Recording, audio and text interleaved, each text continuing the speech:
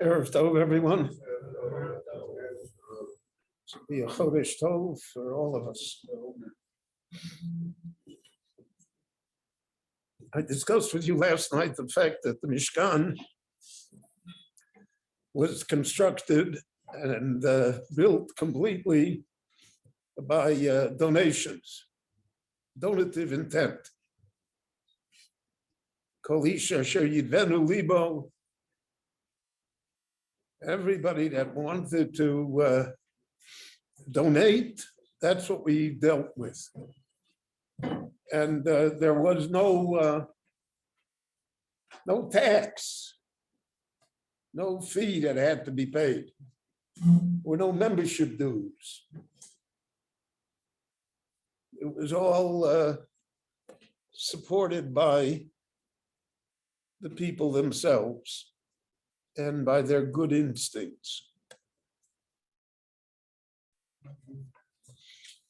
In the Haftorah, we're going to read already that Shlomo Melech came to build the Beit HaMikdash. Now, there are the narrative in the Tanakh seems to think, it leads us to think that he began from scratch. He made an arrangement with the king of Tyre, with Hiram. Tyre is one of the main cities of the Lebanon. And Lebanon was famous for its cedar trees. And he wanted to have the Beit HaMikdash built with cedar wood. So he had to get lumber from Lebanon, from Lebanon. Now, it's interesting. The Medrash teaches us, Medrash asks the question, Rashi quotes it, for the Mishkan, where did they have trees in the middle of the desert? Where did they have arozim, cedar wood? So Rashi quotes the Medrash that Yaakov Avinu, when he came down to Mitzrayim, already because of the Ruach HaKodesh with the Nevuah that he had, was well aware that they would leave and they would have to build a Mishkan. And therefore he brought saplings of arozim to Egypt, and they were planted in Egypt, and over the centuries they grew into mighty trees. When the Jewish people left, they took them down and they carried them in the desert. The Medrash also teaches us, and the Gemara seems to agree with it, that the raw materials for the Beit HaMikdash, for the first Beit HaMikdash, were gathered by David HaMelech, not by Shlomo. In other words, David HaMelech wanted to build the Beit HaMikdash that we see explicit in the book of Shmuel, and that the Novi had to come to him and tell him that you're not going to do so because you were engaged in war all of your life.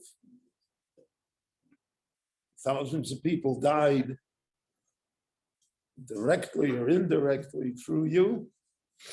So you're not the one to build the Beit HaMikdash, to construct the Beit HaMikdash. Your son will do so. Shlomo HaMelech never went to war. And he was the wisest of all men. So he'll build the Beit HaMikdash, but the materials were ready for him, already prepared by David. If that was the case, then what's the story with Hiram and with the Arzei Alavonim? If they were prepared by David. So there is an interesting discussion whether the original first Beis Hamikdash should have been built out of stone or out of wood. We all know the second Beit HaMikdash, which we'll discuss later in the week, hopefully, was built out of stone. Not originally, but in its final entirety at the time of Herod, when it was the great temple, it was one of the wonders of the world. It was built completely out of marble and stone. And to a certain extent, stone was considered to be fireproof. However, wood, under all circumstances, is very flammable and is subject to fires. So when Shlomo came to build the Beit HaMikdash, what did he build it out of? So he could have built it out of stone. And the Tanakh records for us that he did hire stone masons. Parts of the Beit HaMikdash were certainly built out of stone. But because the Mishkan was built out of arazim, out of cedar wood, and parts of the Mishkan were incorporated into the Bayit Rishon. So therefore, he also wanted to construct it out of arazim, out of cedar wood, and cedar wood could only be gotten in the quantities that he needed from Lebanon. So therefore, he made a pact with Hiram, and he sent men to obtain the lumber, to process it, to chop it down. And the Tanakh describes for us, in the Haftarah, we'll read it, there were 30,000. It's an enormous labor force. And they were away from their homes. It was a tax, not necessarily of money, but certainly of labor. And it's not clear to us how he picked who went. Who were the people that were, what was the method that it was chosen? The many Meforshim seemed to think that it was the army that he had. But as we mentioned before, he was not warlike. And therefore, 30,000 men in an army was an enormous force in the ancient world. Armies of the size that we are accustomed to, of hundreds of thousands and millions of men, that's a product of the 19th century of industrial warfare. Until then, the armies, in our terms at least, were rather small. So anyway, these people were, so to speak, forced labor. They were drafted to go. And they rotated a certain amount in the Lebanon, a certain amount home, back and forth, to bring the lumber, the materials that were necessary in order for the construction of the Beit HaMikdash. The Meforshim looked at this and they said, was this a good idea or not? In other words, is the Beit HaMikdash different than the Mishkan. The Mishkan is purely donative intention. Kolish Asher Yidvenu Libo. The women volunteer to sew the goat skins and the tapestries. Bezalel and Oliov didn't take a salary. All the artisans that worked on the Mishkan. Mishkan was built out of love,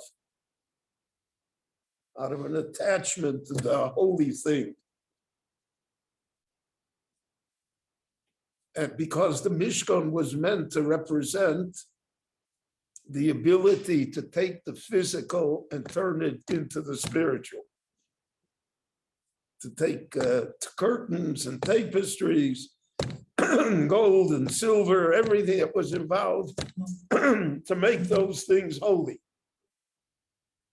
And we never think of those things as being holy. And that's why the Torah called, for instance, the Aron, they called it the Aron HaKodesh. We took gold and cedar wood and we turned it into Kedusha. We turned it into holiness. Because we always think of holiness as being purely spiritual, and that to a certain extent it's contaminated when you deal with the physical with it. You cheapen with it. But the Torah came to say that we come to ennoble it. We come to make it greater. So that was the Mishkan. The Mikdash, the Bayit Rishon was not like that. The Bayit Rishon did not have that quality to it.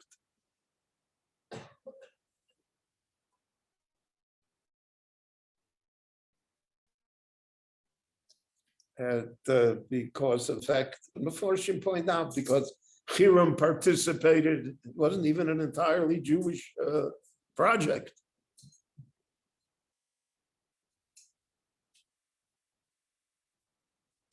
And it was forced labor. People were drafted to do it. It says Vadi Noram, that when they had taskmasters, foremen.